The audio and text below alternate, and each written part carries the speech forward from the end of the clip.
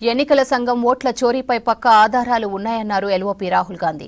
RSS BJP ఆదేశాల ప్రకారమే EC పనిచేస్తోందని ఆరోపించారు. మరోవైపు విపక్షాల ప్రచారాన్ని తీవ్రంగా ఖండించింది ఎన్నికల సంఘం. బీహార్ ఓటర్ లిస్టుల సవరణలో ఎలాంటి అక్రమాలు జరగలేదన్నారు సీఈసీ. అధికార ప్రతిపక్ష పార్టీలు సమానమేనని చెప్పారు. 7 రోజుల్లో సాక్ష్యాలు ఇవ్వకుంటే దేశానికి రాహుల్ క్షమాపణలు చెప్పాలన్నారు సీఈసీ.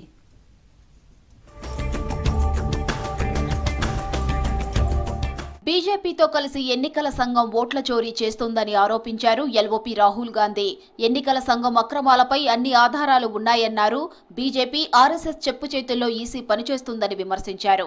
బీహార్లో ఈసీ చేపట్టిన ఎస్ఐఆర్ అసలు రంగు బయటపెడతామని చెప్పారు. పేదల దగ్గరున్న బలం ఓటు ఒక్కటేనని, దాన్ని అక్రమంగా లాక్కొని ప్రజాస్వామ్యాన్ని లూటీ చేస్తున్నారని విమర్శించారు. దేశంలో జరుగుతున్న ఓట్ల చోరీ అడ్డుకొని తీరుతామన్నారు రాహుల్. कि लोकसभा चुनाव के बाद इलेक्शन कमीशन ने महाराष्ट्र में जादू से 1 करोड़ नए वोटर पैदा कर दिए। लोकसभा में और विधानसभा में 1 करोड़ वोटरों का फर्क था। जहां भी ये नए वोटर आए वहां पर बीजेपी का गठबंधन जीता। हमने शिकायत की, इलेक्शन कमीशन से कहा, उनको कहा हमें वीडियोग्राफी दिखाओ, इलेक्शन कमीशन ने मना कर दिया। బీహార్లో ఓటర్ అధికార యాత్ర చేస్తున్నారు రాహుల్ గాంధీ. సాసారం నుంచి మొదలైన ఈ యాత్ర 16 రోజుల పాటు 25 జిల్లాల మీదుగా 1300 కిలోమీటర్లు కొనసాగుతుంది. సెప్టెంబర్ 1న పట్నాలోని భారీ సభతో యాత్ర ముగుస్తుంది.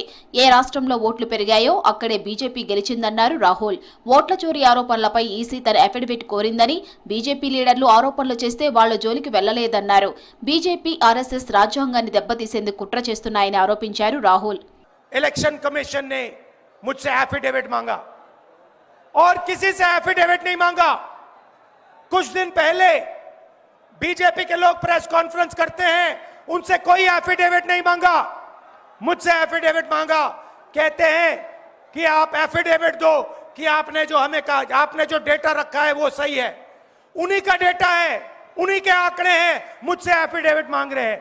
బీహార్ ఓటర్ లిస్టుల ప్రత్యేక సవరణలో ఎలాంటి అక్రమాలు జరగలేదని తెలిపింది కేంద్ర ఎన్నికల సంఘం. కొందరు తప్పుడు ప్రచారం చేస్తున్నారంటూ ఎల్ఓపీ రాహుల్ గాంధీపై పరోక్షంగా విమర్శలు చేశారు సీఈసీ జ్ఞానేష్ కుమార్. సరైన ఆధారాలు లేకుండానే ప్రజలు గందరగోళానికి గురిచేయటం సరికాదన్నారు. ఈసీ భుజంపై తుపాకీ పెట్టి ఓటర్లను గురిపెట్టి రాజకీయాలు చేస్తున్నారని మండిపడ్డారు సీఈసీ. कुछ मतदाताओं द्वारा दोहरे मतदान के आरोप लगाए गए, सबूत मांगने पर जवाब नहीं मिला। ऐसे मिथ्या आरोपों से न तो चुनाव आयोग डरता है और न ही कोई मतदाता। जब चुनाव आयोग के कंधे पर बंदूक रखकर भारत के मतदाताओं को निशाना बनाकर राजनीति की जा रही हो, ఎవరికి భయపడమని ఆరోపణలు చేస్తే రాజ్యాంగాన్ని అవమానించటమేనని ఫైర్ అయ్యారు సీఈసీ.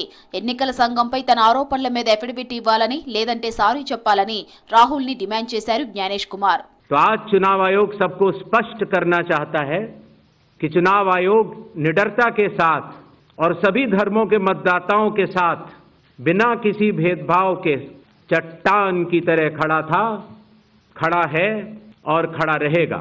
ఓటర్ల గోప్యత కోసమే మెషిన్ రీడబుల్ ఫార్మేట్ ఓటర్ లిస్టులు ఇవ్వడం లేదన్నారు జ్ఞానేష్ కుమార్. బీహార్ ఎస్ఐఆర్ ముసాయిదాపై అభ్యంతరాలు ఉంటే సెప్టెంబర్ 1 లోపు ఇవ్వాలన్నారు సీఈసీ. 15 दिन अभी बाकी, 1 सितंबर के बाद अगर उसी तरह के आरोप लगने शुरू हुए तो जिम्मेदार कौन? हर मान्यता प्राप्त दल को अभी भी 15 दिन बाकी हैं. అధికార ప్రతిపక్ష పార్టీలు సమానమేనన్న సీఈసీ ప్రకటన వింటే నవ్వొస్తోందన్నారు కాంగ్రెస్ ఎంపీ జయరాం రమేష్. విపక్షాల ఆరోపణలు పూర్తిగా తోసిపుచ్చటం ఈసీ అసమర్థతకు నిదర్శనమని విమర్శించారు. ఎల్ఓపీ రాహుల్ గాంధీ ప్రశ్నలకు ఈసీ దగ్గర సరైన సమాధానమే లేదంటూ ఎక్స్లో ట్వీట్ చేశారు జయరాం రమేష్.